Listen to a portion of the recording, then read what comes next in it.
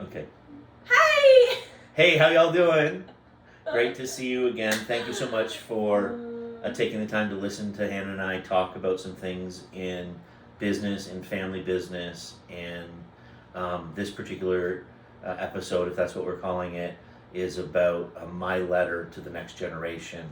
If you missed Hannah's letter to my generation, or as we like to refer to ourselves, old folk, then Go back and watch it. It'll just add some good context to what we're going to talk about right now. Yeah. So this is my letter to the next generation. If you want to see the whole letter in the body below, check it out in the notes.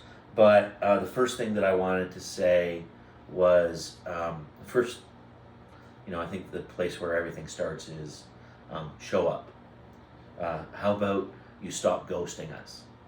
Seriously, if you don't want the job or the interview, can we just say so? Like, is that too much to ask? Yeah, for sure. I think that that's a major rampant issue through everybody, just kind of based on the way that applications are done these days, but especially my generation for sure. I can attest to the fact that we're horrible for that. And I get that when you're going through the screening process or doing submitting resumes or whatever, and you're accepting interview times, that you might change your mind. But if you do, then let someone know. Text. Yeah. Send somebody an email. Give somebody a call. But just let them know. Just be courteous. Yeah. I would say two things. Specifically, if you're applying for your career jobs, that happens because people are applying to so many jobs. And so stop applying to hundreds and hundreds of jobs. Yeah, for sure. Like the reality is that you need to select the jobs that you're chasing and that you're pursuing and go after them. You have to work to get the job. Don't expect someone to give you a job. People don't give you jobs. You earn jobs. You gain an opportunity because of energy and effort and experience that you have. And so you have to have those conversations. You have to work hard for them. And if you're applying to so many, you're not doing that. So if you can apply at the click of the button, they can delete your resume at the click of a button. or not look at it. And honestly, in our agency, we don't do that. We do review every resume. We make it hard for our applicants to apply so that we have better, longer conversations with people that we want to put forward better quality candidates, and we don't just run people through the mill. Yeah. So the second point I had was, hey, love what you do, but remember, love is a choice. And so some days you're not going to have the feels for that job. You're going to have to choose to love it. The feels. The feels. I'm so current. I'm hip. Don't worry.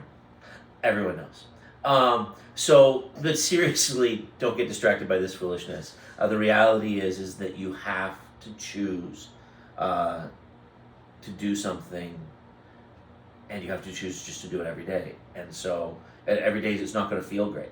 You have to make that hard choice. Well, you said something about this earlier, about finding things that you enjoy doing or don't hate doing that other people hate doing. Yeah, my suggestion to anyone who ever has asked me for career advice coming out of school is typically along the lines of look at the things in the career path that you're looking to move towards, or look at the things that you have personally experienced through internships or co-ops or whatever you've done that you're A, good at, and B, don't mind doing that other people hate. So if you don't mind doing cold calls, you're gonna be better at the person next to you who hates doing cold calls in sales. And potentially you hate writing email templates and they love writing email templates, and you guys can work together to take out those parts that you don't like. But if you can help others by doing something that they don't like, you're going to receive that in reciprocation, and that job path is just going to better suit you later down the road. Yeah, I said it. So, like if you want to recession-proof your career path, choose to do things that other people don't like to do, because those jobs are always available. Yeah. In today's market, you can do anything you want to do. If you just show up. If you show up. So that was the second point. The third point was about mentoring. Find mentors. Find one at work. Find one outside your organization. You need relationships to grow and move forward. You need a truth teller in your life who can really speak truth into your circumstances and give you an unabashed, unpolished opinion about what you're asking them about. So how would you suggest going about doing that? Because that's a really scary thing for individuals to reach out to someone who is of a higher stature or has been in the industry for longer or whatever. That can be really intimidating to someone who's fresh into their career. Yeah, what I would say is start with people you know. Start with people you know. So like start with your friend's parents. Like how many times have I said, like you've asked me a couple times you've asked me if one of your friends could talk to me about business. Mm-hmm. I've said yes every time. Mm-hmm. I don't think I've only got one phone call. We've had several that were interested. Yeah. All I'm saying is people that you're invested in will be willing to invest in you, and so people that you're invested in, I'm willing to invest in because you care about them. Yeah. But friends, family, aunts, uncles, there's a reason why people work in certain industries generationally. The father works there, the son works there, the grandson works there. I was talking to my wife about somebody this morning who's a firefighter in the city of Toronto. His father was a firefighter in the city of Toronto. There's lots of job paths like that. Mm-hmm. It's because they know it, they understand it, and they've got people that can give them a hand up. Yeah, absolutely. So reach for somebody you know who can give you a hand up. Yeah, find that somewhere. And don't be scared. I think another thing with that, though, is don't be scared to hear no. Yeah, absolutely. That's such a valuable part of it. And so many people are so terrified to hear the word no, when in reality, it just answers a question that you had. That's it. No is not the end of the world. A failure by you, and it's not a rejection of you. It's just a statement of truth. They can't do it for whatever reason. Maybe they don't have it in them in their personality, or maybe they're insecure about themselves and what they could add for you. Or maybe they're too busy and they've got 5 kids all in hockey. I don't know, but there's going to be a reason, and it doesn't really reflect on you. It's just their reason. And so don't be afraid to hear no. Be willing to take some chances and appreciate that people have other things going on in their lives. But don't be afraid to ask. Mm-hmm. Yeah. So, so find mentors. The next thing was, here's a place to find mentors, LinkedIn. Jump on LinkedIn, 15 to 30 minutes a day, every day.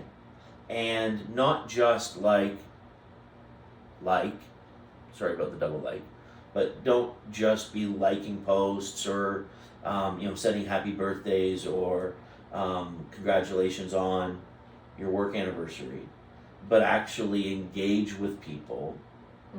And comment on their posts. So follow news organizations, follow industry associations, follow political organizations, follow something. And then find things that you can comment on.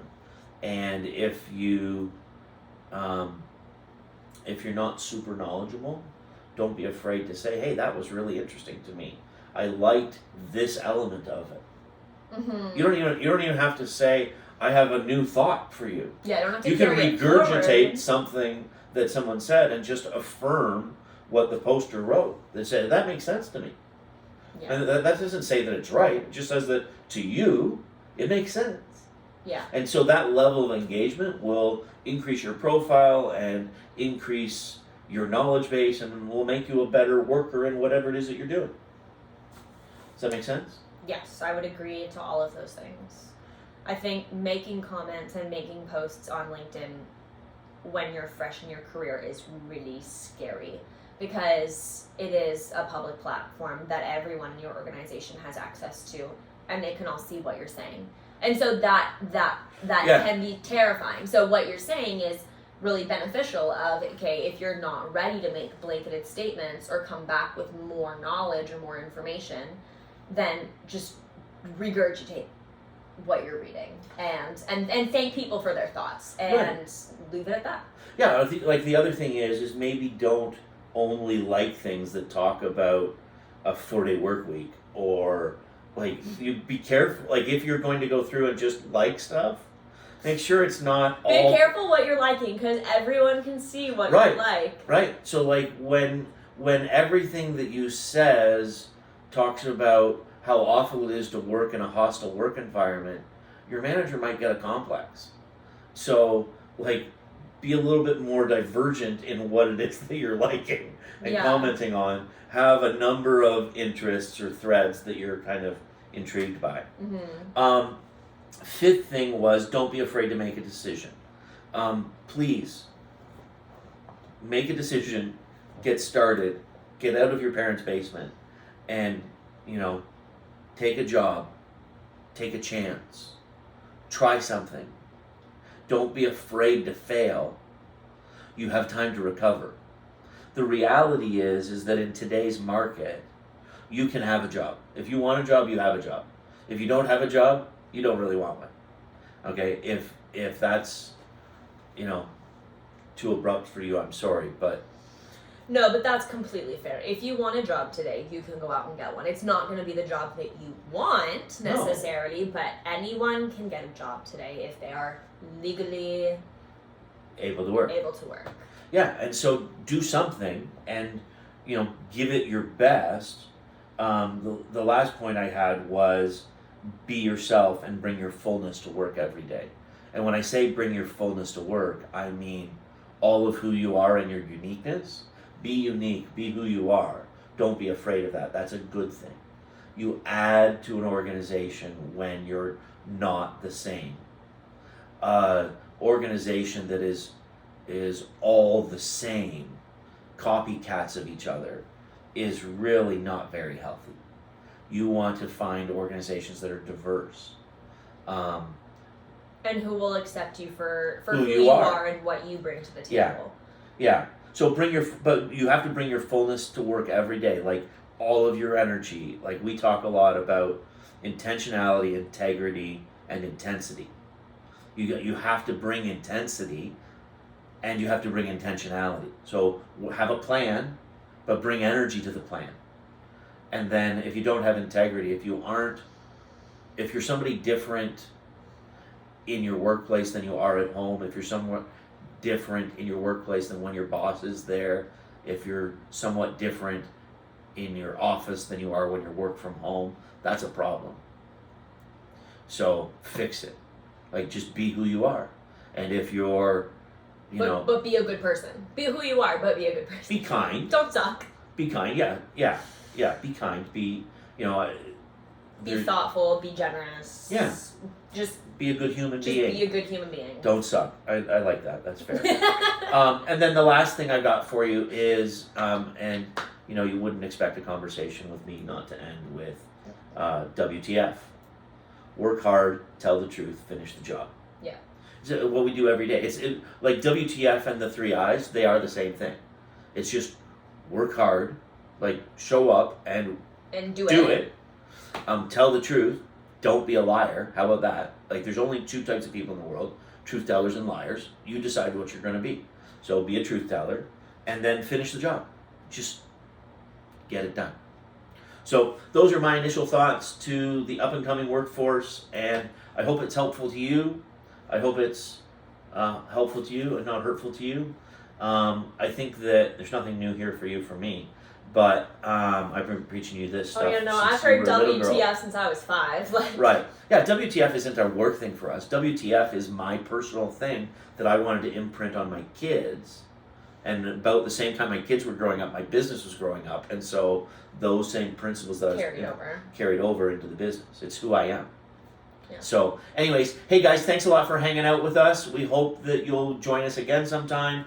We're hoping to drop one of these every Friday. So, tag along. Watch it, listen to it. Thanks for participating.